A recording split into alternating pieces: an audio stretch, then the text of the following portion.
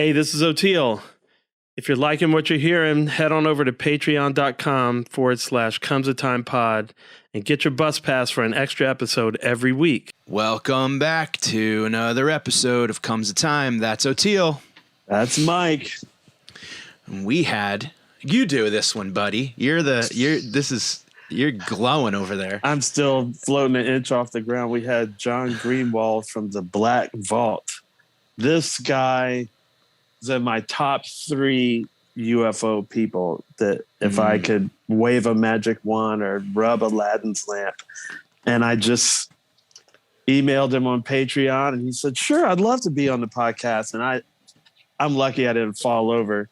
He started doing FOIAs, which are Freedom of Information Act requests, when he was 15 years old. So you can write to government and get documents that are declassified. And he's a real tech guy. He's into a lot of things, military technology, just technology in general. He's into CIA, FBI, all this stuff. But a big part of it is UFO. And he has like just shy of 3 million pages of documents. Not all those are UFO, but there's a big chunk. And someone asked him if he had read all those documents. He was like, no way. But the UFO ones, I've read all of those, and he's just a really super, our theme is common sense, logic. He's about the evidence. He's vulnerability, admitting what you don't know, but he's also just a really tenacious, he just does not let up. No, absolutely not. And you could tell that he cares a lot about what he talks about. I mean, he seems to, really choose every word wisely. And it's such an interesting time, too, because that 9-page document just came out, which I feel like that document could have been one line. That was like, we don't know. You know what I mean? We're not telling you what we know, and that's that. But whatever. I think it was so cool. Some stuff in it that we did. I was like, signature management. I read that document this morning. I missed the term signature management. He's like, I did a FOIA about that. I was like, so he's just like a fine-tooth He's doing the work. Man, he's doing the work. He doesn't miss nothing. No, absolutely. He's on a list, for crying out loud, with the FBI to see. It's called IRS. a VEXM list. So these are a list that they have of people that are just really annoying and always pestering. Yeah, what did he call it? A nuisance list? The VEXM list. Yeah. He said that's it was what the FBI called it. Yeah. Well, man, it's just such an interesting thing that it's all this, remember during the pandemic even, and during all the social unrest of last year, little snippets would drop periodically. And that's the thing that I think is so interesting about it all, is the choice of when things get dropped and how much, and we'll look further into it. It's like therapy. It's like, we'll get to it next time. So I'm interested to have him back on. Oh man. We barely scratched the surface, and in a topic that rich, I mean, how can you so far, Oteil, with UFO chat, we've had Avi Loeb, head of the astronomy department at Harvard. John Greenewald started doing this at 15 years old. I think we're not doing that bad in this department, huh? Oh man. And after you have Avi Loeb and John Greenewald, I'm thinking it's going to make it easier to get the other 2 of those top 3 that I'd like to get. So I'm going to circle back around with them, because this is nice. This is really awesome. There's certain people too that I think are think about UFOs and think about interplanetary and intergalactic connection and what it would be like. And some people think that when that happens, they're going to jump in the ocean screaming and yelling, and some are going to grab all their guns and just start shooting at the sky because that's a threat. And other people are going to be climbing the mountains going, finally, you're here to get me off this piece of shit rock. So it's kind of and then there's all the other people that are going to be like, oh, that's been happening to me all the time. I knew it was that. Exactly. I told you. I knew that. For those of you that had Colonel Bruce Hampton in your life, I was like, I knew it. So you're going to enjoy this one. Comes a time, totally. Fans. I can promise you that. Yeah. Thank you, John, for spending time with us. And thanks everyone for listening. And as always, we're here on the Osiris Network, home to so many great podcasts. Check them out at osirispod.com and head over to Patreon for some bonus content and some great wormholes, book lists, playlists, you name it. Patreon.com/comesatimepod. Stay safe. Have a good summer. We'll see you next week. And keep looking up into the skies, everybody, because they're watching.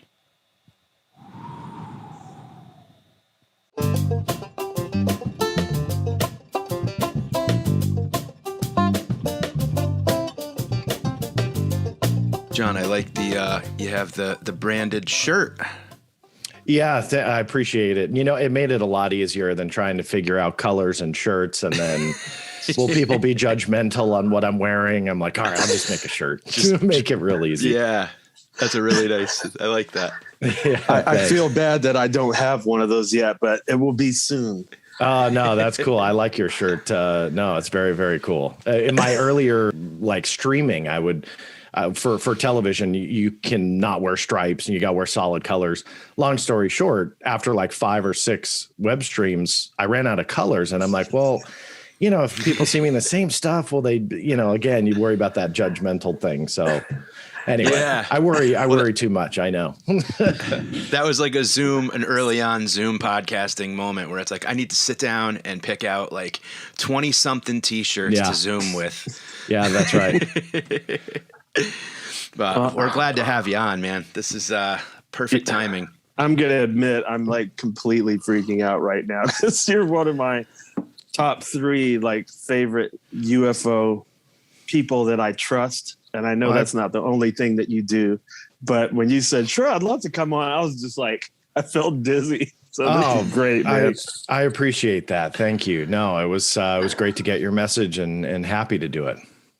And the timing is so crazy. I was like, wow, like a couple of days after the UAP report drops, like what awesome timing. So I'm really thankful for that. And what's cool is I had my doubts it was even going to drop, to be honest with you. I didn't think it was, but hey, I love being wrong in situations like that. Yeah, I remember when the Kennedy stuff was supposed to come out when Trump was in office.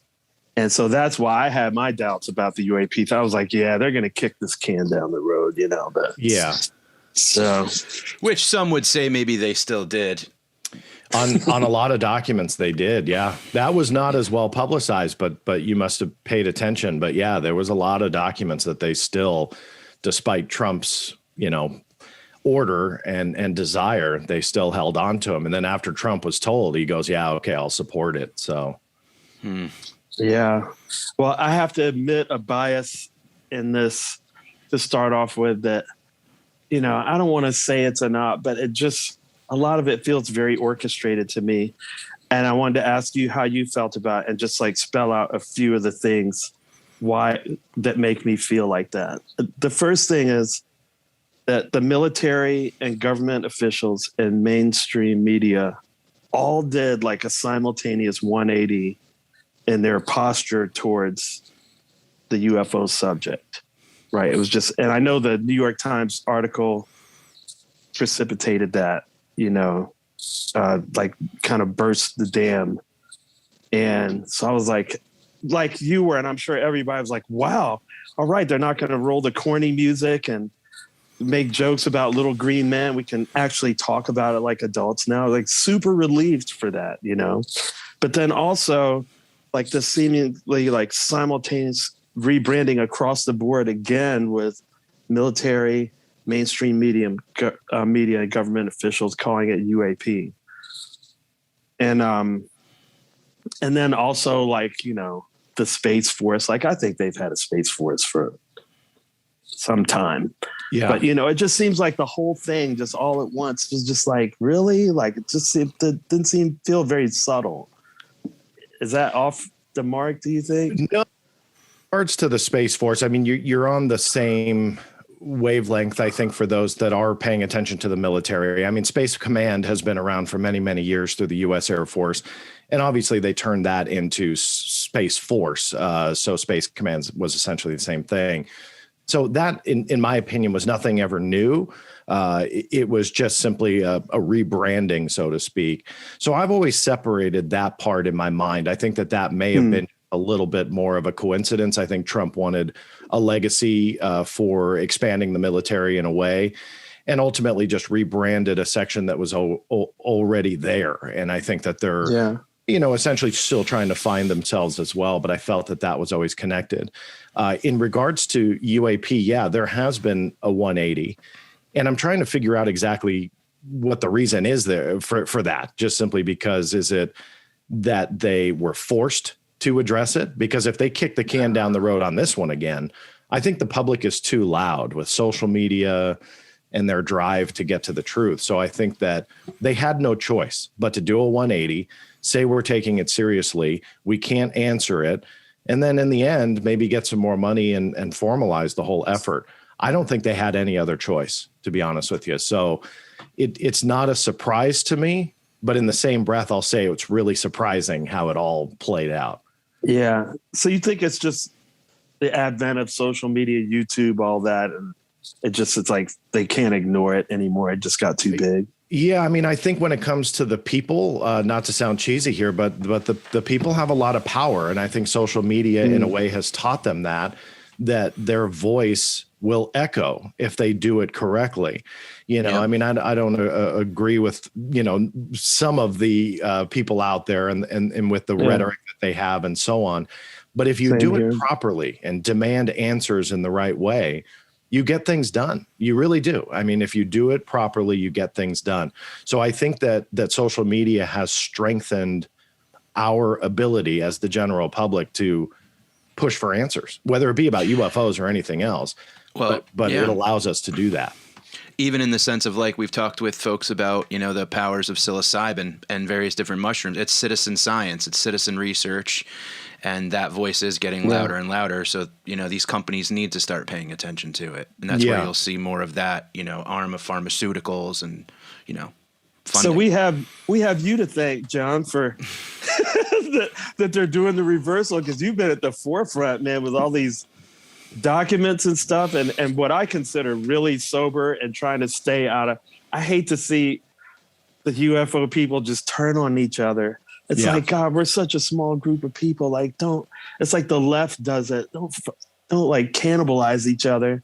So I really appreciate you, and that's why you're one of like literally 3 people I wanted to have on this podcast.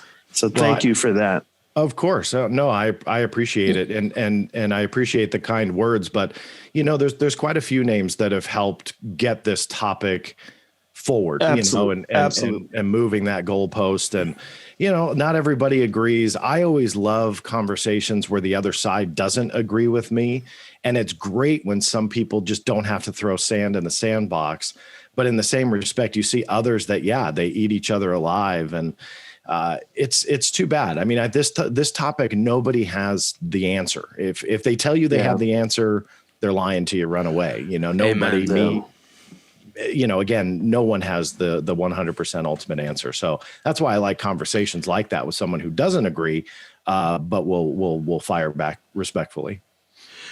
So when you take a look at this 9-page document that came out and how it's, I kind of find it to be a little bit of a, yes, you're right. There may not be a Santa Claus, but we're not going to 100% tell you that there isn't, but we're going to do some research and funding. And, when I feel that they have the answer, but they're kind of, maybe not the whole answer, but they're disseminating little, just enough goldfish food to keep people until they really need a distraction.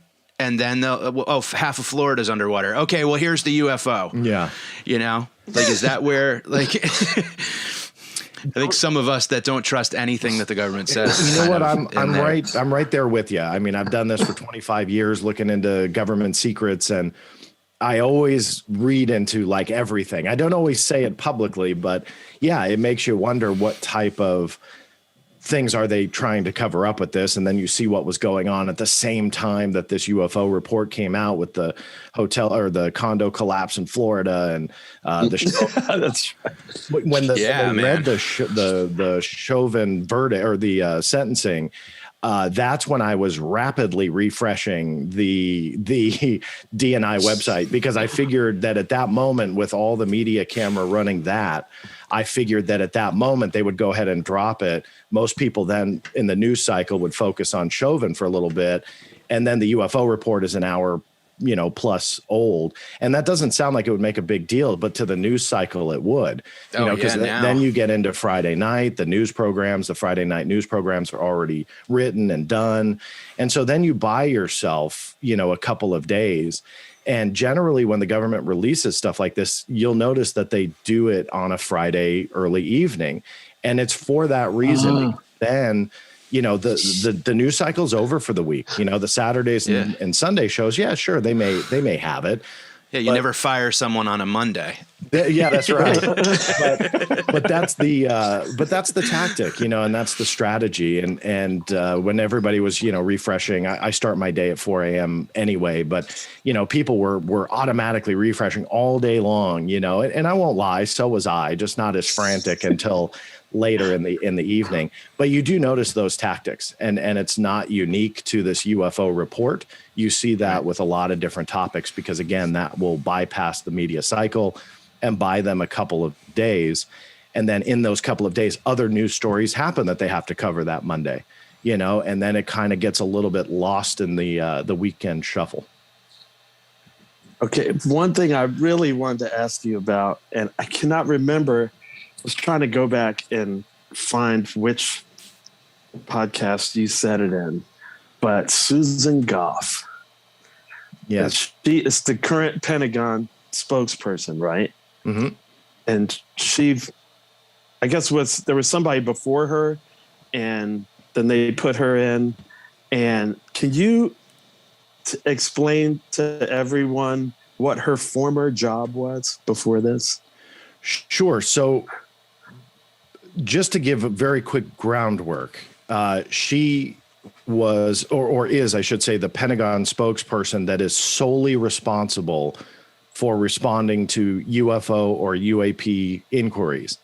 What's interesting is that she's responsible not only for the Office of the Secretary of Defense, which is essentially fielding all DoD related questions, but also the U.S. Air Force, also the U.S. Navy, also the Defense Intelligence Agency, all of which all have their public affairs offices, all of them. They all have their own spokespeople. But about a year and a half or so ago, she was tasked to essentially take over for all of those agencies. So she's this sole person that does that. It's odd because it bypasses all those other spokespeople for all of the other agencies.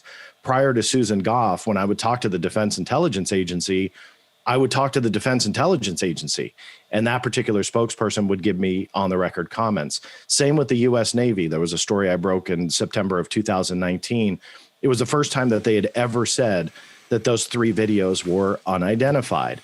And I had published that story. It literally went viral. It was picked up by hundreds of outlets around the world. Now, there's a reason why I'm telling you those tidbits of the story. And the reason is because I feel that they wanted to control the message. And Yes. so fast forward to Susan Goff. She is that sole person now. And what it appears to be is that she has full control over the message we see. That's not a conspiracy theory or me trying to make an unfounded claim, but rather if you do any inquiry, if you're asking any question related to UFOs or UAPs or Luis Elizondo, the man who said he headed the UFO program that retired in 2017, anything related to that, ask it to any of those agencies that I mentioned or military branches, and they'll bounce it back to Susan Goff. And see, that fits with my suspicion, though, because you said it was like a year and a half, 2 years ago? Approximately, yeah. Yeah. So that's exactly at the same time this whole shift happened across the board with the media, the military. Now all of a sudden this person is funneled in to do it. Just, but go ahead. Sorry. No. That's okay. Yeah. I mean, with Susan Goff, what I feel is pertinent, and I don't want to make any false accusations against her as a person, but when you dig into her past and you look at what she did, She wrote a master thesis on strategic influence and essentially combining public affairs with psychological operations and utilizing a public affairs office to relay a message. Now, why is this important? Because that strategic influence, in my opinion, after reading her paper, looking at her background, and looking at that whole topic, you're less concerned about giving the public the truth. Rather, you're more concerned about giving the public a message that you feel that they should hear. And that's a very dangerous position to take when you're a public affairs spokesperson, because at that point, if that's really how you feel, how can you believe anything that comes out? And when they do then come out with a report that says, yes, a very small percentage of UFOs are real, we can't identify them, we want to put money into it, this, that, and the other thing, and the UFO crowd is going, yeehaw, this is great. And I'm right there with all of them yelling, yeehaw, this is great. How can we believe that? How can we believe that in addition to public affairs, is not a strategic message? So going back to what Mike was saying about, questioning everything and their motives, that's where I'm at, because I am excited about some aspects of the report. I only got excited after I was very let down, but that might be a different answer for you. But that being said, you have to question whether or not this is not part of that strategic influence. Get the general public to think or feel a certain way, because that is the strategy. Whether or not it's the truth, that is irrelevant. They have a strategy. So is that what we're dealing with? I'm not really sure. Again, that sounds like crazy conspiracy talk, but that's from Susan Goff's paper, about it's only crazy conspiracy talk if you think that she was chosen for that job by coincidence. Yeah. And we know these people do not do stuff everything is planned. The wording of every single thing is it's very specific. It's planned by committee, so I don't buy that this person with that background got that job randomly. So, and I'm there with you. Yeah. And one thing that I will say in her defense, she doesn't craft these statements by herself. Now, she may originally, but like you said, that there are kind of hoops that they have to go through to get these things approved. And some of the statements that I've gotten that are official stances of the DOD, they don't come overnight. In all cases, there are some that do, but in most cases, sometimes it takes days, weeks, literally months for them to get quote unquote approved language for them to give out for me or, people like me to publish. So there's a lot of heads involved in this. To Susan's credit, and I do actually sympathize with this. She's just the face, it's her name when they put a statement out there. And so by default, the UFO community hates her and, the lynch mob forms. But I sympathize because whether or not she's intentionally lying or she's being misled on the inside, that's also a possibility, that she feels that she is putting out the truth. Yet the higher ups, the people that she's coordinating with, those are the ones saying, all right, look, she's the face out there. We need to get a strategic message out. Granted, her paper was all about that. So I kind of lean towards that she's, that she knows what she's saying, but regardless, I can't rule that out. Well, you should sympathize too, because you personally made her life miserable. I feel bad about that. Sorry, I'm sending holiday cards and candy and stuff. Well, that's you're hitting on a good point there, where it's like, maybe it's not an untruth. It's just little tiny, perfectly, precisely worded pieces of the truth delivered at the perfectly, precisely chosen time in the week when something else might be going on. Yeah. So it's not that we're not hearing it. It's just that you got to be really paying attention to hear it. And you got to John Nash your walls with all of the, the news and put it together with string to remember it all. Because, like when we start hearing about UFO and different stuff, that's when I really start to worry about like what's actually going on. Yeah. You know, like what forest fire just started somewhere? Yep. No, that we're and you always have to keep that in the back of your mind because Mike, I think you had said it, but every word matters, you know, and the punctuation literally matters, as silly as that sounds. So when they craft these messages, there's a reason. But in the same respect, you have to, I call it the greatest trick of a magician. You have to, when the right hand is speaking, look at the left. And you have to, and that's the greatest trick of a magician, is make the audience look at your right hand so you don't see what the left hand is doing. And I've always approached government secrecy that way. And so in some respect, you analyze every single character that they put out, whether it be in a report, whether it be from the spokespeople, you know, whatever it is, you have to look at it with a magnifying glass. But in the same respect, you have to step back and look at the whole picture, because you don't know what's going on over here either.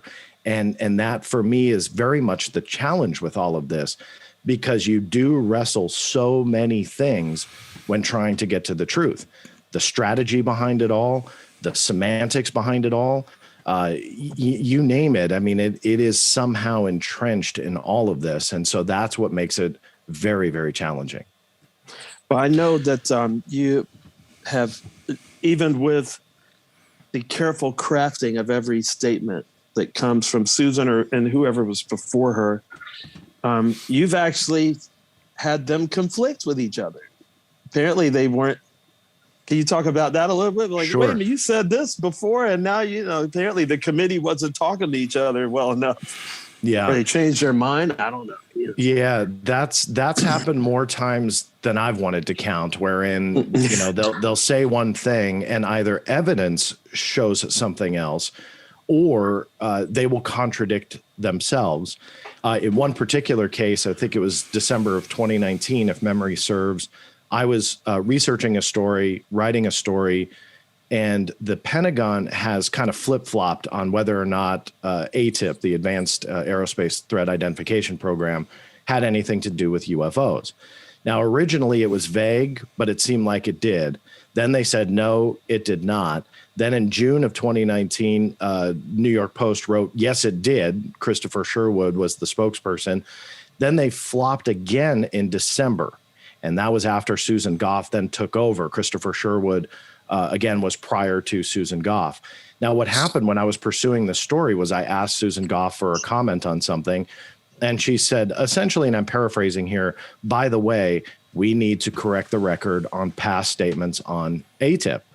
And I thought, okay. And so she proceeded to say that Christopher Sherwood's statement that they had looked into UFOs or UAPs was wrong, that they did not. And so in December, I had published that. And, you know, my personal feelings or beliefs aside, it's always tough to do that because that's the Pentagon stance. I can't change it. I don't sugarcoat it. It is what it is. And you publish it out there and, you know, you're instantly hated because it's like I wrote it, you know, I didn't write it. The DOD was flip-flopping on the flip-flop already. So I called it the flip-flop flip, you know, I mean, it was like, yes, we did. No, we didn't. Yes, we did.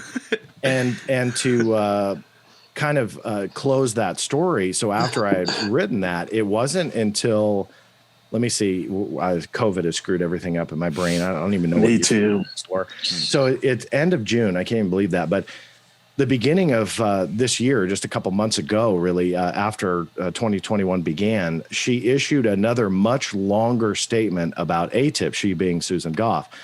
And she had said that when she sent it to me, and she had sent it to quite a few other people as well. It wasn't exclusive to me, but she had sent it to me and she says, look, I'm pretty sure you already know this, because she knows I was kind of keeping tabs on like everything she was saying, including what she was having for breakfast. So she knew that I was, you know, really kind of paying attention. And she said, I think you already know this. Essentially, I would say it's about 5 paragraphs or so, small paragraphs. And it was everything that they had written. But one thing was different. And it was that they did utilize UAP data within ATIP, but UAPs were not the scope of the program. So now you have another flop, you know, in their crazy tale of trying to tell you about ATIP. And that may be part of the mud that they intended for the strategy. Does it make them look bad? Of course. But the people that talk about how bad they look, they already thought that they meaning the government was bad anyway, and they weren't lying or are lying all the time. And so it really doesn't matter to them if they look bad, because there's no consequence. So if they throw enough mud out there and murky up the water, that could be potentially part of the strategy. And that's like making the John Greenewalds of the world go nuts, trying to make heads or tails of what they're saying, or chasing documents, or uncovering what really was the truth. Just keep shoveling stuff out there, and muddy up the water, murk it all up. And that would be part of the strategy. So it's interesting to watch it play out, because again, they just keep going back and forth about it. So sorry to be long-winded for your question. No, we love this. Yeah. Well, and you know what too? It's like, I think that there's some, like, I like to fall in this category in particular. I fall into your lay person who doesn't really trust anything anyone said. Like, this is something where, a lot of your colleagues and a lot of folks that seem to be honest about this stuff is that they keep bringing up lack of imagination. They keep bringing up the fact that, there's a ton of unknown, and that's not what we normally hear from the government. You don't hear anybody go, look, honestly, we don't know. Like, we really just don't know, but we're going to throw a ton of money at it and start a task force, and we'll be back with you in, small bits. So I kind of fall into this thing of like, there's something beautiful about how unknown it is, but it seems to me the thing that keeps being readdressed is, and it's like a mathematical equation, like if it's a threat, then it constitutes more investigation and more money. Right. So it doesn't necessarily have to, if threat is such a huge part of this. Yeah. And I was wondering if you can explain a little bit more about that for the layperson. Yeah. The T word, threat, for whatever reason is was I not supposed to say that? Is that a no-no in this community? No. And that's where I'm going with this is that is that going to get this taken offline? Everything shuts down. Yes, he just said that. Come in. So I'll go unlock the door. That's right. No. Where my kind of sarcasm comes from is a lot of people don't want to call it a threat, and I don't know why that is. They feel that if there is some kind of otherworldly connection to all of this, if it was a threat, they'd attack by now, or all that stuff. The reality in my brain is we shouldn't be afraid to call a spade a spade. The potential of a threat is absolutely there. But to build off of that, that's what resonates in the halls of Congress. Right. You can't just say, look, this could be the biggest discovery of mankind. It could be extraterrestrial. They don't care about that, sadly. I wish they did. But they don't. If you go in there and say, we have no idea what the heck this is, but it's a potential threat, they go, we need to put money towards that. Let's do it. And so that's what's happening, and they focus on that threat narrative. So again, I don't think it's a bad thing to call a spade, but in addition to that, it is a potential threat. Just because they didn't fire bullets or missiles at a Navy ship or an F-18 doesn't mean it's still not problematic. It's still not a threat. It's still not a potential danger. So it is an issue. And that's where I think the conundrum was with the U.S. military, was that for so many years, they've denied interest. And I think it was because they thought if we show interest, people are going to think it's all alien, which sadly, that's where a certain percentage of the public goes to, and even the mainstream media. But I think that they were in that conundrum where they had to address it. And the only way they could address it was say, we don't know. And that to me is such a gamble, because that in itself, in my opinion, is the national security risk that has plagued this topic for many, many years. But they didn't want to admit that. And the national security risk is telling the public, number one, we don't know. But number two, this technology, we can't defend against it. We can chase it, but we can't catch it. We see it, but we have no idea what it is. When you tell the public that, there is a national security threat entwined in that, because now you're telling the general public, there's stuff over your heads. We have no idea what it is. And that's a risk. So how that will play out in the coming weeks and months and potentially even years, I'm not sure. But that was a conundrum. And for them to play that card and say, we don't know, was a gamble. And I'm eager to see how it all plays out.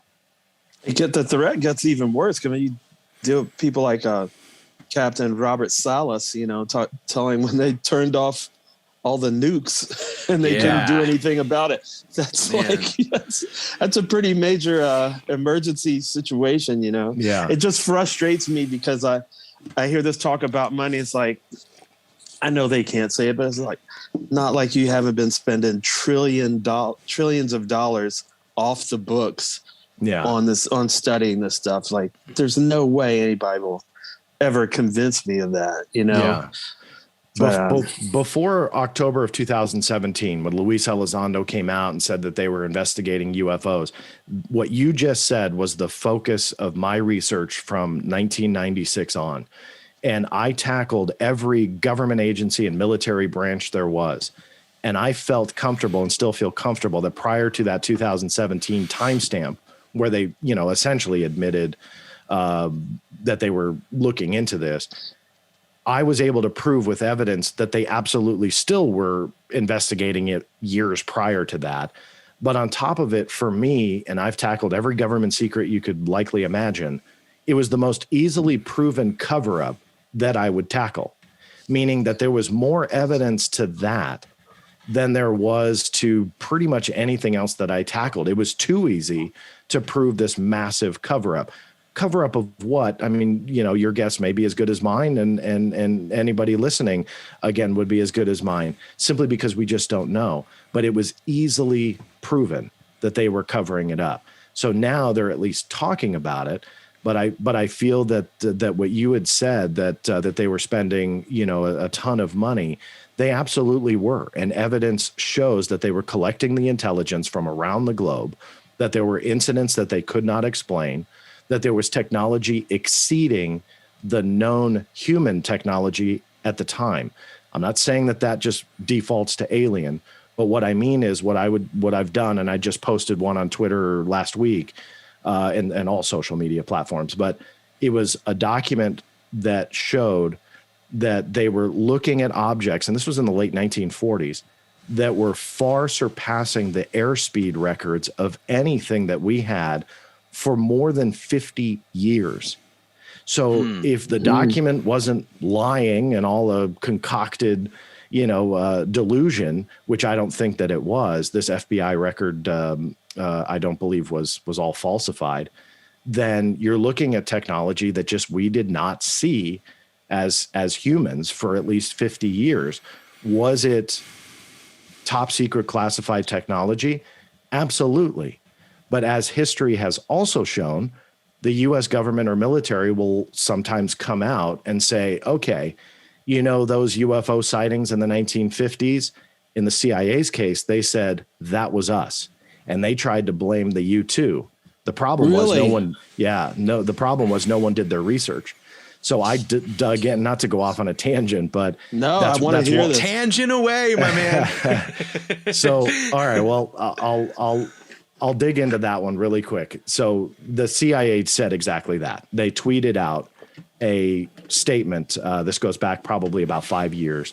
And they said, all those UFO sightings in the 1950s, that was us. And they gave some information and documents about the U-2 and the test flights and this and that.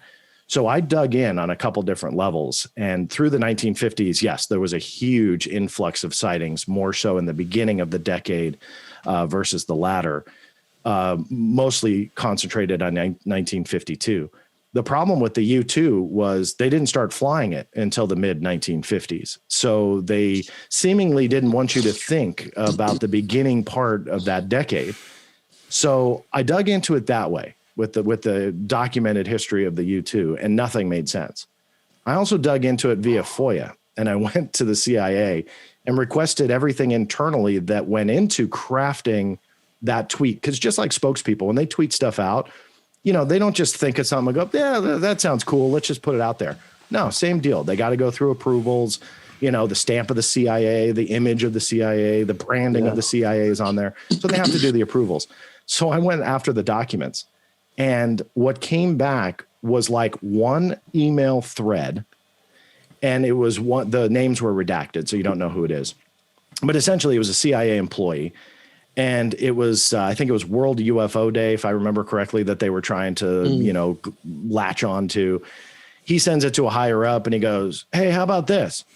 And then essentially the higher up writes back and goes, yep, looks good. And that was it. They literally did just kind of craft the thing out of nowhere, sent it to somebody else. They go, yeah, cool, looks good.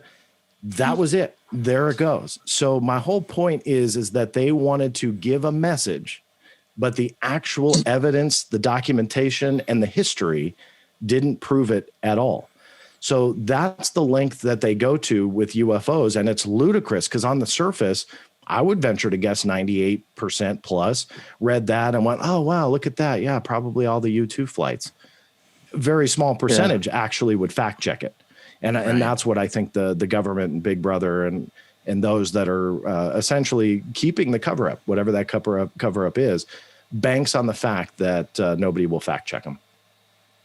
Man, I know it would take a really long time for you to go back into how you got started and all this. And we want to be aware of your time. But I'm always so fascinated, especially when I see pictures of you when you're younger. At this 15-year-old kid, it's just wait a minute. Like a lot of people know that Mr. Greenewald is on a list. Probably, I think you said it was CIA, FBI. I'm sure Pentagon now too, and even the IRS of like the annoying guy list. Call it Vexum. They call it the Vexum list. In the FBI, they call it the Vexum annoying guy list. But like what? I'm like, what? When is your birthday? What sign are you? Like at 15 years old, you just sort of just went for it. You have a unique personality makeup, man. I appreciate that. Well, the astrology sign, I'm an Aries. So I will butt heads. Explains it. Yeah, exactly. So I just run in and horns first, and we'll see where we end up. So yeah, mystery solved. That's right. Yeah, that's it. And that's the show, ladies and gentlemen. Good night. Thanks for. Yeah. So, like you said, started when I was 15. I was just curious. I really was. I didn't think it would be a lifelong effort, journey, dream, nothing. I didn't even plan a website when I started it. I had utilized the Freedom of Information Act, had no idea what the heck that thing even was. I had just read this 4-page government document on the internet. This was like in 1996. And it was infamously known as the 1976 Iran incident. And it's an amazing case that really essentially reads, I jokingly say, it reads like an X-Files episode where, a UFO turns into not one, not two, not three, but there was actually 4 UFOs that were connected to this sighting, 3 of which came from the original craft. Essentially, sci-fi would call it a mothership. You read this thing and you go, come on, there's no way that that's real. And it shut down 2 separate F-4 Phantom jets. Nah, come on.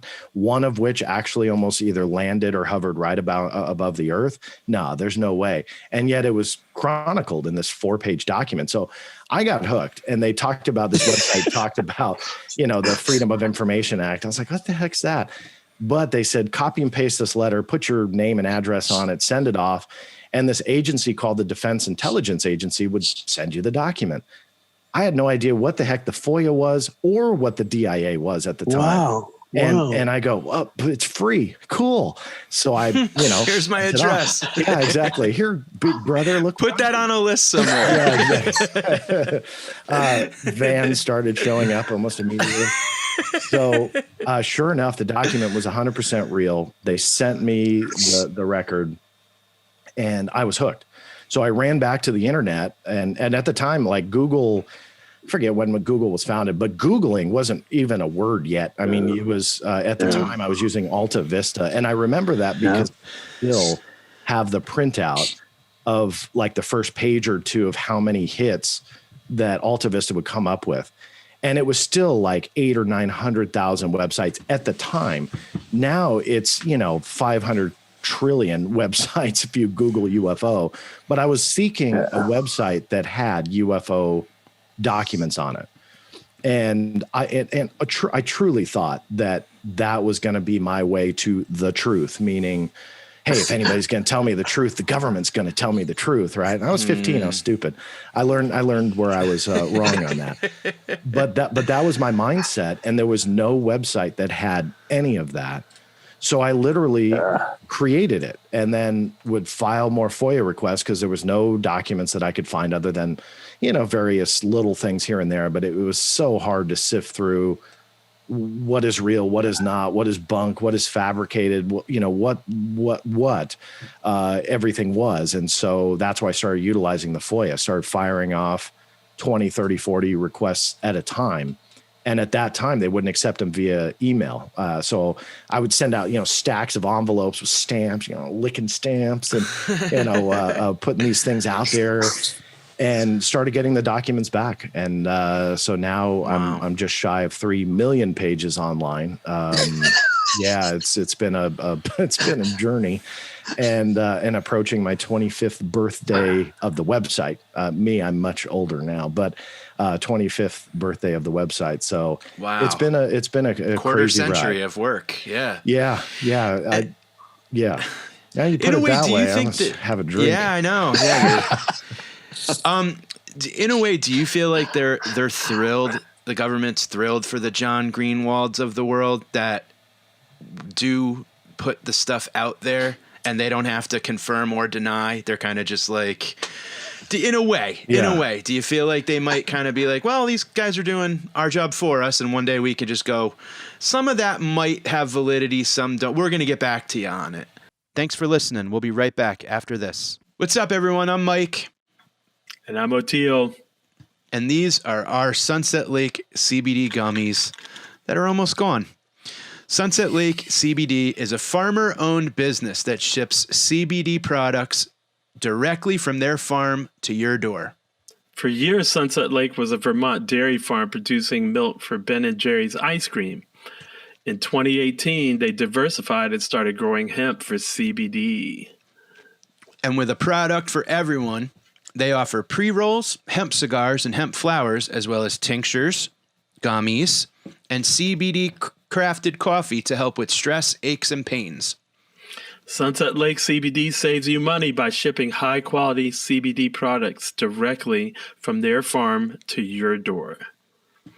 Want to know what I've been using a lot of, Oteil? This salve with the arnica on my old bones. You get back from a show and you got tore ankle, rub a little bit of this on there. You're ready to dance the next day. And Sunset Lake, comes a time listeners can visit sunsetlakecbd.com and use promo code TIME for 20% off of their purchase. That's sunsetlakecbd.com, promo code TIME. And tell them we sent you. Comes a Time wants to let you know about a brand new way to learn music live and online like never before at mellify.com.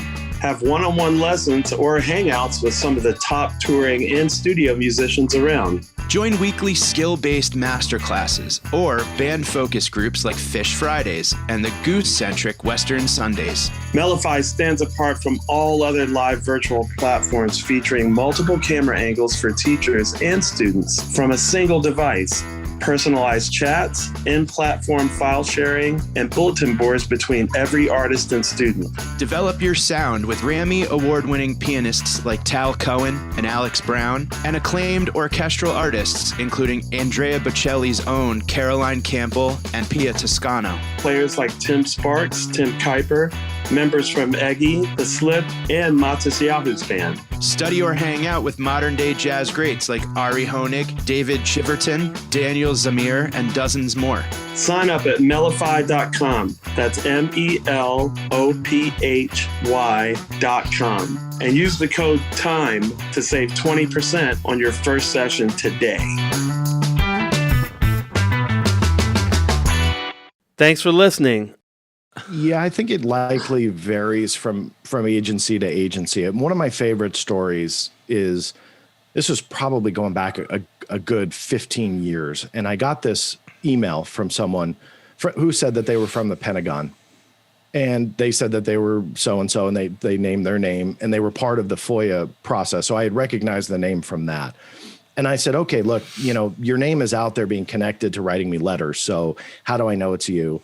And because it was a private email address. And they said, well, you have this request and this request to open. And there were only two people that knew, well, one entity, which was the Pentagon, and myself, that knew about those letters. And I thought, all right, this person's legit. So we started chatting, and he had said, I had resigned from working within the Pentagon, and I'm not going to say the agency, but working within the Pentagon. And I said, okay. And he said, it was because of the bureaucracy. And he says, partially because of how you and people like you were treated. And he said, in the beginning, they would get letters from me on, various topics, primarily UFOs at the time. And at first they got a kick out of it because I was this 15-year-old kid, and my dad had worked for a government contractor. He worked for NASA Rocketdyne. He worked on the space shuttle, and he had the same name I did. So he's always told me he never had a clearance, although he worked on other things beyond the space shuttle, which I found out after he resigned. That's a whole show in itself. But that being said, please come back for that one. Yeah. We'll have to bring Dad on. I'm sure he'd love to do it. But he was very worried that, here I was pounding the government for government secrets, and he's out there working for a government contractor on the space shuttle. And what I learned later was he's like, my kid couldn't just be into baseball. Yeah, exactly. Like, right. Why couldn't you collect baseball cards or something? So he was worried about that. So I used to put a photocopy of my student ID in every request that I did, every one of them. So because you got the same name. Right. Yeah. So they would differentiate. So back to what this person was saying, he said, they would see that, got a kick out of it. You're a 15-year-old kid, but you didn't take the answers that they gave you. And he says, you kept up with it, and you kept either appealing or essentially just asking questions through FOIA. Is a bad way to put it, but essentially filing more FOIA requests to keep getting answers. And he said that they just got upset, and that it was like my letters would come in and they go, oh, Greenewald again, pretty much want to throw it in the shredder. But he said the advice that he gave me was keep at it, kid. That was what he said. Wow. And it was just simply because I didn't take what I later termed the company line. I didn't take that. And he said that was resonating. And I knew at that moment that if there truly was a cover up, which now I'm confident in saying, but I really tried to stay away from that. I would just put the evidence out there. But I felt if there truly was one, they wanted me to quit. They would want me to go away. And this person really kind of motivated me to just essentially keep at it, and that's what I did. So back to your question. I mean, I think it varies from agency to agency. There are some that are very helpful to actually send out the Black Vault to FOIA requesters saying, hey, look, this guy's got, thousands of pages you might be interested in. And I've got a couple instances where they do that. On the other end, they absolutely hate me. They've got me on that. FBI calls it a Vexum list, as you mentioned. So they don't want, people like me continually hounding them, because according to them, the Vexum list is essentially those that are most problematic. So I'm not the only one on there, but I'm one of the very few individuals that's named versus the news outlets. And the idea is that what you cause as a workload to the FBI and essentially getting that information to the public, that could potentially be problematic, because let's say they screw up giving something, or when they know that something's going to be newsworthy, that particular list has the potential to make it newsworthy. The IRS has a very similar list, and it was the same deal. And your FOIA request, I found out the hard way, the FOIA requests submitted by myself and a select few others were essentially given special treatment in the sense that there was, in my opinion, by looking at the documents, additional oversight, because same deal. If they screwed up or they did something that they knew were newsworthy, that particular list of people could create the problems. So it was a little disconcerting, when you find yourself on these lists, you know, and there's always a joke like, oh, you think you're on a list of some kind? And to be able to really fire back and go, why, yes, I am. Because, you know, those lists have been released through FOIA. It's disconcerting, but that's how I know that I'm getting somewhere. The one that would get me is like, you know, if I was you, I'd expect to be on the FBI one, the CIA one. He was like, yeah. I'm not on the IRS one, am I? IRS, I am. Oh, that's the one. That's not good. Yeah. All of a sudden you're getting denied credit cards. Yeah. I've been waiting I knock on wood. I've been waiting for the audit once I found out I was on that list. Like, I think I took a deep breath from filing FOIAs to the IRS for like a couple weeks. I'm like, here it comes, you know, I'm going to be completely audited, but thankfully, knock on wood, that hasn't happened yet. And there's something that I've kind of been dying to ask you, and, sure. and it's about, you know, like, you know, you start at 15 years old, right? And obviously the increase in technology is, I mean, look at this. We're sitting here, 3 people talking on a computer, right? So has that also been, has technology been it's obviously been a source for falsified, you know, either footage or images or whatever. Like, when you think about what's out there right now, what percentage of it would you say is kind of, you know, trustworthy as it relates to footage, as it relates to actual, you know what I mean by that? Like, you don't have to give me an exact number, but it's you small. know, people can falsify quite a bit of stuff, you know? It's a great question. One of which I would probably not venture to guess on a percentage, but I would say a very high percentage of the visuals that we see out there are bunk, fabricated, CGI, misunderstood, pick the category. But I think that they're very much explainable. And as time goes on, when you realize that kind of stuff gets hits, and some, I'll call them news agencies with air quotes, don't do the due diligence. They just see that video out there and footage and go, that's gonna get us a ton of clicks, and they'll write a small blurb about it, put it out there. That's hurtful. You know, I mean, you see that from some outlets, a little bit too much, you know, that there's no due diligence. And the media aspect of this can very much be a benefit, but also very much be harmful. The benefit is obviously getting the word out. The harm is taking footage like that and then just putting it out there in the ether, and who cares if it's fake or not? They get the clicks. That industry, that's what they go for. With that comes their name, and meaning the person that created the video or found the video or put it on their YouTube channel, their name is in lights. So the clicks that go over to the news channel translates into clicks to the YouTube channel.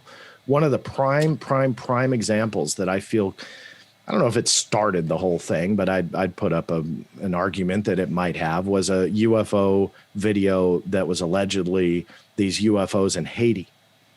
And it was brilliantly done. And I've produced a lot of television for History and Discovery, National Geographic. We hired CGI artists, and to create UFOs is a challenge. And this person, you know, literally created these UFOs coming in, somebody on the beach. They were able to track it perfectly, and you see the camera movement go. I mean, it looked real, and it got literally tens of millions of hits at the time. I don't even know what it is now. I'm sure the video is well over 100 million, you know, after all these years, even though it's a known fake. But essentially, the publicity that person got, I think the root of it was somebody who wanted to break into the entertainment industry, and they created it to essentially be a business card, a calling card, that they had done that. There was another promotion that ended up in I think it was Sci-Fi Channel promotional video that was also same deal. It was a fabricated video, and I saw it, no joke, saw it on someone's resume that they had submitted to me to get a job when I was producing the show in North Hollywood. And I thought, wait a minute, I thought that was actually a video. And sure enough, they were like one of the actresses in it. And they put it on their resume. And to them, it didn't matter. That was just a credit, you know, but to the UFO community, it was like a big deal. So my whole point is it's so hard nowadays to figure out what's real, what's not. And even, you know, the day that we're recording this, had to post 4 different photos out there that are likely hoaxes, but look really cool, of a black triangle that's like splashing into the ocean. The backstory is there is no backstory other than these 4 photographs were posted to Reddit by some anonymous person. Then they delete the post, delete their account, so they're gone. And now, like, the fire has started. People are talking about these photos. Is this the infamous black triangle that people have rumored about for the last year? And that's how rumors start. And it's really frustrating. You know, I mean, I can't help but laugh just simply because there's no backstory, there's no source, there's no nothing. Just this anonymous Reddit account posted out there, but that's all it takes. And I'll make a guess it'll probably end up in, let's say, like a British tabloid of some kind in the next 24, 48 hours as just kind of like this open-ended, is this real, you know? And sadly, it just doesn't look like it is. Turns out it's a submission for a Doritos commercial or something. Yeah. But, you know, then also on the other side of that coin, the Tic Tac videos were out on the internet before. Like, when did they come out, John? Like 2004? 2007 was when the incident was 2004. The FLIR, what's known as the FLIR video, leaked in 2007. But no one, I don't want to say no one cared. It just never got any type of publicity or anything like that. It wasn't until 2017 when they came out with the New York Times, and then people confirmed it. Right. Yeah. So I do want to kind of. Oh, sorry. Oh, no, go ahead. No, I guess just for the videos, I get just real quick. I kind of feel like the ones that are filmed by multiple people who aren't connected and from multiple phones at multiple times, like those always kind of tend for me to seem a little more realistic from like the general public. Obviously, the Navy ones are, you know, real deal, but the ones where if someone's like standing there on the beach and sees something, if there's 5 or 6 different angles, and you know, you could, I tend to hope that those maybe have a little bit of validity just for my own imagination. It's a shame they're so incredibly rare. You know, I know. That's what's challenging. I'm sorry to interrupt, Oteil. Go ahead. No, I was just saying I do want to get to.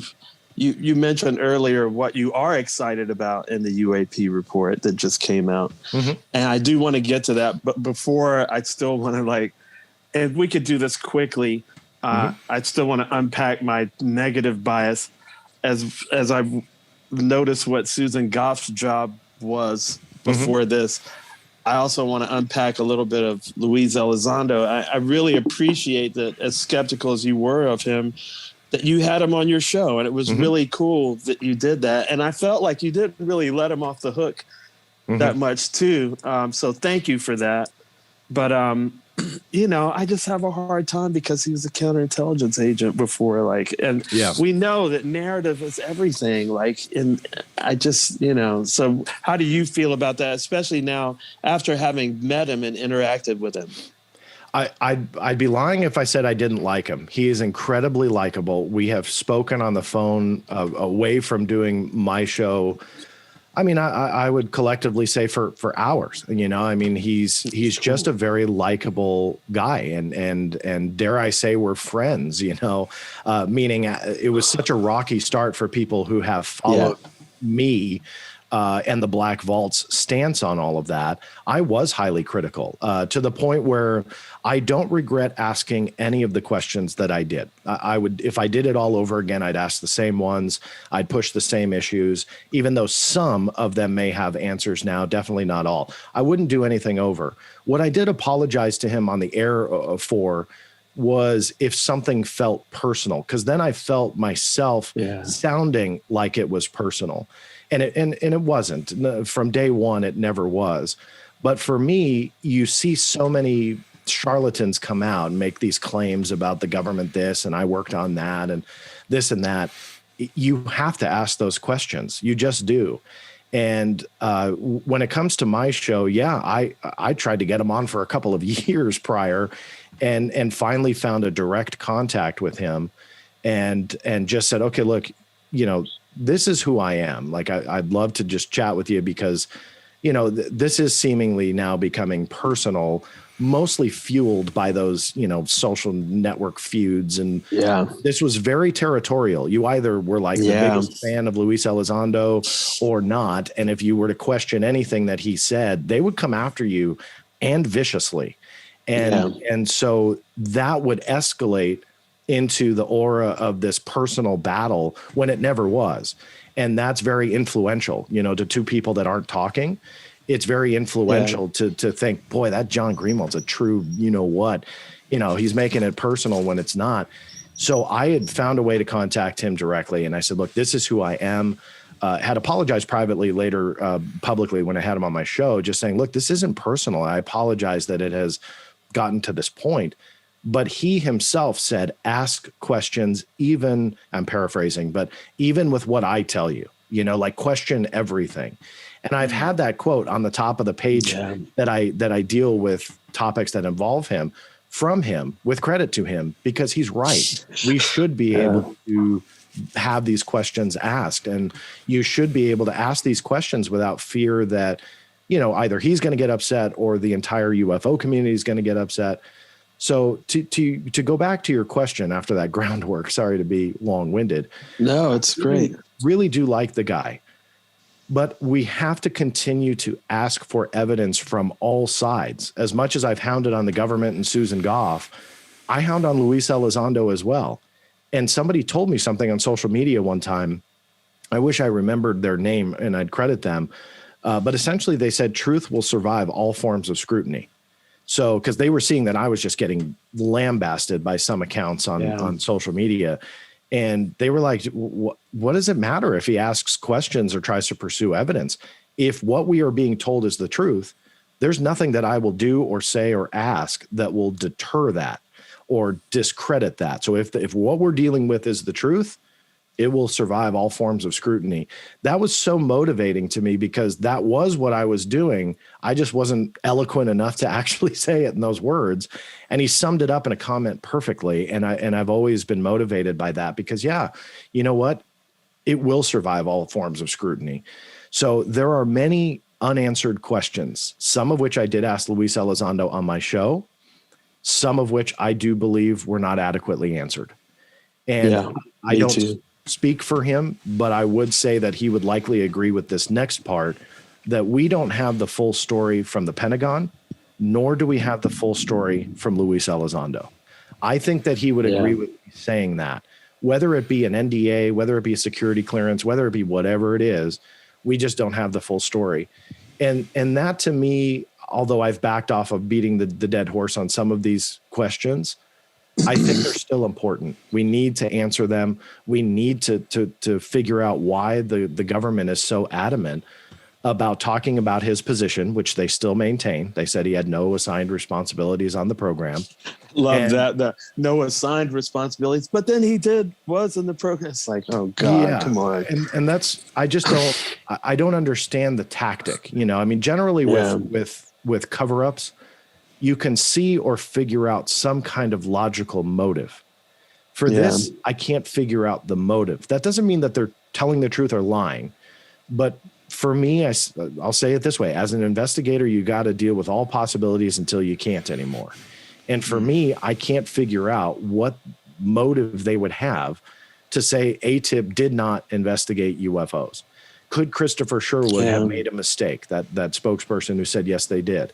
Could he have gone off of public record like New York Times and this and that to just get, I don't want to say pressured into it, but just like, okay, there's no reason to doubt that. And so he confirms that it was, and in reality, that was a human error, that it actually wasn't. Is that a possibility? Of course, anything's a possibility. We don't know. But I want to know, like the biggest unanswered question for me is the government openly talks about UAPs.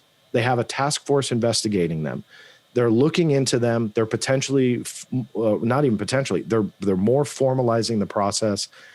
They're dealing with UAPs. Why is it that they still deny ATIP's involvement in UAPs? You know, and that's what I figure out. Like that, there's no rhyme or reason. What is the reason they won't do it? Now, yes, her most recent statement essentially said, well, they did deal with UAP reports. and this gets into a whole nother show, and I don't want to bore you to death with it, but essentially it gets into what the private sector did with the entity that got the original contract through Robert Bigelow and Bigelow Aerospace and his corporation called Bass, what they did versus what the Defense Intelligence Agency actually wanted them to do. So did Susan Goff get cornered into saying that because she had to, or is she still hiding the truth? I don't know, because the documentation, evidence, nothing is out yet. So we'll see where that goes. But yeah, there's still a lot of unanswered questions about Luis Elizondo's story, but also the bigger story, and that, again, is not a shot against him or the Pentagon uniquely. It's just we don't have all the facts. We don't have all the story. And if anybody tells you that one side is being 100% open, they're lying to you, because they're not, and again, I do believe that that Luis Elizondo would at least agree with that we just don't have all the pieces yet. I fall in the middle because, if you're against Luis, you get attacked. And if you're for Luis, then you get attacked from the other side. And it's just crazy. I feel like I fall in the middle where I'm really glad that they're admitting what they're admitting. Yeah. And I think that what they're admitting is true. What I don't trust is the narrative, or like you say, the motive. Like why? I usually feel like power concedes nothing without a demand. Yeah. So is there something I can't see forcing them to do this? But whatever. I'm glad that these videos that we don't know whether they're real or not, and they go, that one's real. I'm like, okay, well, that's a positive thing. Yeah. So I get it for the people that are huge rah-rah supporters of Luis Elizondo. I'll give them that, and I'm on board with them there. But I still am like, I just have a hard time with a guy that used to be a counterintelligence. It's like, it's his job. The shark's job is to, bite. To bite, so, So what are you? Oh, go ahead. No. You bring up an excellent point that I didn't address before, but really quickly, no, that is a concern. And when you look at a UFO research program, the historical one that we can show, which is Project Blue Book and Project Sign and Project Grudge, at the time, the U.S. Air Force was involved, right? So that was their UFO UAP effort. And yes, they called them UAPs back in the 1940s. For those keeping tabs on it, that verbiage is nothing new. But what they did, the military brass did, was they realized we are not qualified to do this by ourselves. We're military men, and we can't do it, and I'm only saying men because that was what was involved, at that effort. So I'm not ruling out women, but Hector Quintanilla, who was the director towards the latter part of Project Blue Book, so on and so forth. And so when you look at that, what they did was they brought in scientific advisors to essentially then head up the effort, spearheaded by the U.S. Air Force, but they brought in those science minds to tackle the UFO or UAP issue. With Luis Elizondo, it's very interesting that they chose a counterintelligence officer to do it. And did he have science advisors? I hope so. But again, that's all unwritten parts of this. Because if they did have a team of scientists, where were they from? And do they have a security clearance? Were they cleared to see some of this stuff? Like, there's that whole other aspect of it that if he was utilizing that type of intelligence, so to speak, from people that are outside of his circle and counter intel, but rather in the scientific circles, private sector or not, where are all of those people? Because this isn't against Luis Elizondo personally, but I just don't see that he would be able to do all the analysis himself. So who is he talking? And where was that team? Where is that? Was that all internal?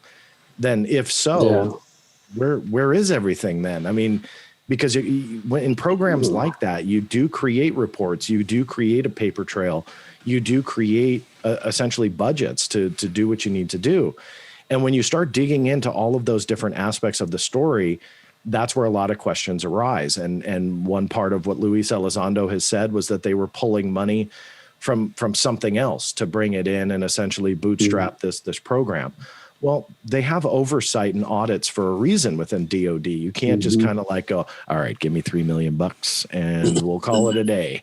You just don't do that without people asking questions. So that aspect, essentially doesn't make sense. But I don't want to just pick on Luis Elizondo with asking those questions. Dealing with the Pentagon, I had recently discovered it was a story that I'm glad to have broken, because this is a huge part of why I do what I do, in that I finally, after 3 years of fighting through at least 8 FOIA cases that I know of and numerous appeals, got the Pentagon to admit they destroyed all of Luis Elizondo's emails. Yeah. That's right. Attachments, calendars, and chat transcripts. That was all. Come on. Yeah. So that's now leaning towards the paper trail. So that paper trail that I referenced, so let's say they're not doing these official reports that are being blasted out to all the senior leadership, but rather it's more internal, then a lot of that stuff is going to reside in those emails and files and so on. What were they sharing back and forth? And so I traced in this article a paper trail that went back 3 years, and they never admitted to me that the evidence was gone. So generally, when documents are destroyed, they will tell you that. FBI is a prime example. Let's say I go after, records on, I'll just say my grandfather, and they destroyed them in 1985. If I say, give me everything on this particular person, they write back and they say, we think that we may have had responsive records. We don't know, because they were destroyed on July 1st, 1985. And they keep record of document destruction like that, as silly as it sounds. They document the document destruction, but they do. Thankfully. So when does that document get destroyed? Yeah, exactly. And then what happens? So they have that kind of stuff that essentially chronicles when they destroy things. With Luis Elizondo, they couldn't tell me when, they couldn't tell me who, and they couldn't tell me how. And the how was key. The how, in essence, is what I call the authority, or what's officially called the authority to destroy a record. And that all ties to what are called records retention schedules, or also referred to as records disposition schedules. Essentially, every government and military document has a clock on how long that they maintain that record. Some people wrongly think it's illegal to destroy a government document. Everything is saved. That's not true. There are things that are essentially essentially not retained for a long period of time. There's other things that are retained indefinitely. What I was able to determine after months of digging into this was that Luis Elizondo's files, his emails, calendars, chat transcripts, and everything should have been maintained for at least 7 years. That would put it till 2024. Luis Elizondo chatted extensively about this, and he put up a very valid argument for it to be saved indefinitely. I couldn't 100% prove that, so I didn't take that stance. Regardless, I felt very comfortable with what I had found with 7 years. And so I threw that back to the Pentagon and said, look, I'm publishing this thing. It's been more than 2 months. You guys still have, and we went back. I was well into the double digits of follow-ups. And I said, I'm not just going to run with this story. You guys told me they're destroyed. I have that answer, but I need to know why. And I can't figure out why. And more than 2 months went by, and I finally the person I was dealing with, let me first say, was incredibly nice. I didn't get the answer that I wanted. But no complaints there. They were right there to answer my follow-ups. He was trying internally to get more information for me. Sadly, it seemed like, and these are my words, not his, but essentially it sounded like he was getting stonewalled as well. So I wasn't out to get him per se or anything, but I just said, look, I'm publishing this. I'm going to use the words you gave me. And I said, all I need is a yes or no here. All I need is that you, as the Office of the Secretary of Defense, will not renege on what you've told me in writing. Meaning, if I run and publish this, and the next day it goes, well, Greenewald's crazy. We never said we destroyed everything. I was afraid that I was getting essentially set up, so to speak. Not that it was a setup, but I was putting myself in a position. And I got the confirmation. Yes, we did destroy the records, and no, they are not recoverable. And I said, okay, that's all I need. And I published the story. And so it was a huge deal because, as I mentioned in the beginning of it, it goes to the heart and soul of why I do what I do. And regardless of this being about Luis Elizondo and UFOs and all that, take that aside. Document destruction for me is a huge deal. Document destruction with no proper authority, that gets my blood boiling, because I am an advocate for two things running the Black Vault: transparency and preservation. And in this particular case, it struck at both of them incredibly hard. And so I quadruple checked everything. I knew it was a big story, a very important story, not only to Luis Elizondo and the UAP loving crowd, which includes myself, but bigger, that if this was something that was wrongfully done, potentially to take shots at Luis Elizondo's credibility, that didn't fly with me. It didn't matter what I believed personally. It just didn't fly. And so I published it. And, I don't think it gets the attention it deserves, in the sense that this is a big deal. If they're taking one of their own and maliciously destroying a paper trail that could either prove or disprove his integrity about the story, that to me is a big deal. I do know that it ended up my story ended up within the office of the Department of Defense Inspector General with his complaint. So I know that, it reached those halls.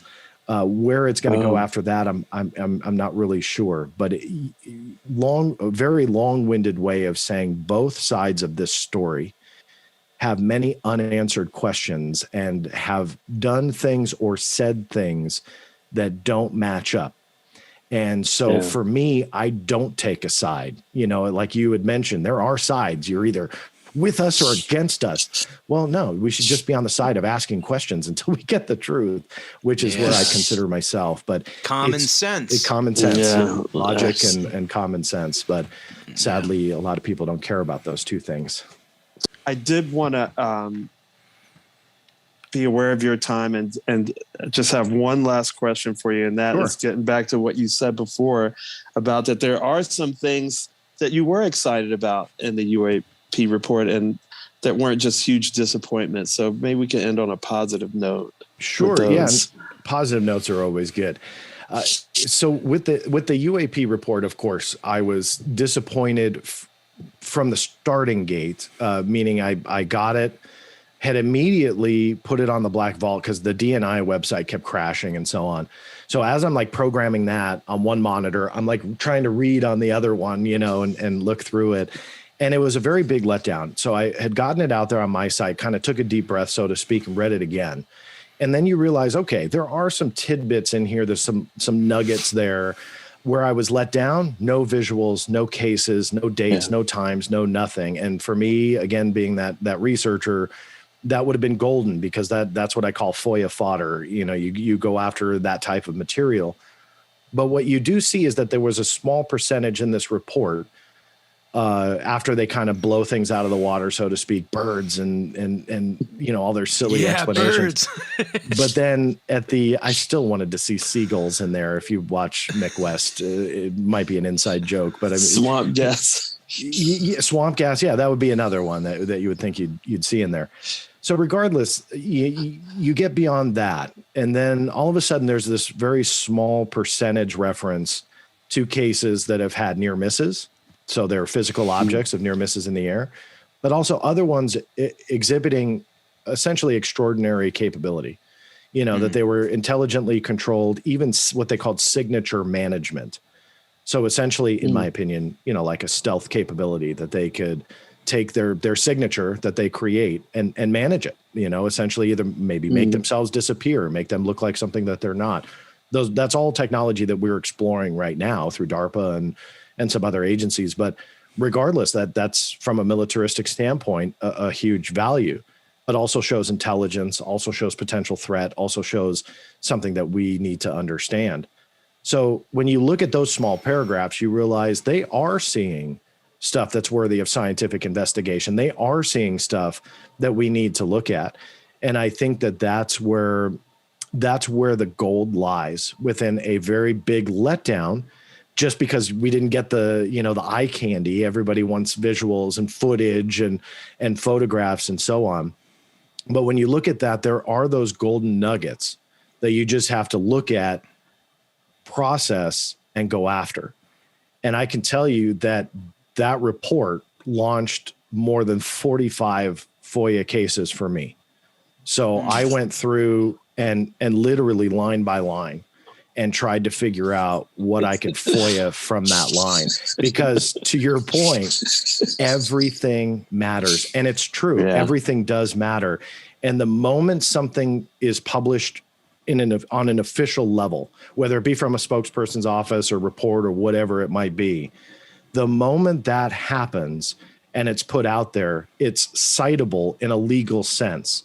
So I can go after XYZ through FOIA and go, on page 4 of your UAP report, you guys said that there's 21 reports based on this. So that solidifies a fact that they can't get beyond. And so I go after that. Same with communication. I'm big on communication and seeing how things are done. So the general public sees a final product, whether it be a letdown or an excitement or a world-changing event, doesn't matter. That's what they see. What I want to see is what went into that final product. So I go after communications, emails, essentially unraveling the story about how that was created. So that's what I go for. So definitely over 45 cases. And I posted this publicly, filed a case to get the classified version of the UAP report released, or at least reviewed and partially released. I'm already writing the appeal when they deny it. But I do believe that I have at least you're realistic. Yeah, exactly. But you never know until you try. But I think that, joking aside, when they deny a document, it may actually reveal certain aspects to that report. Mainly, what exemptions will they cite? Because at this point, the general public is only told it's classified, right? So why is it classified? Through FOIA, or what I filed through what's called a mandatory declassification review, that is actually outside of FOIA, and that mandates an agency, as long as they haven't reviewed the document in the last 24 months, to look at the document and potentially review it for release.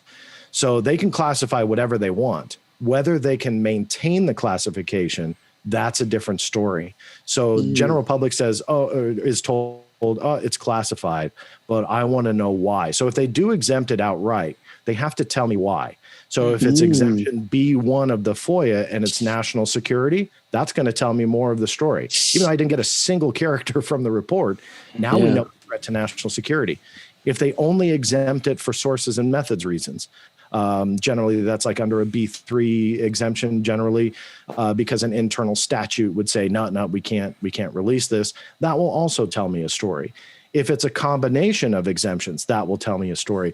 So for me, you have to take whatever piece of the puzzle you can get, because in the end, you're trying to put the whole darn thing together, and that's the only way you can do it.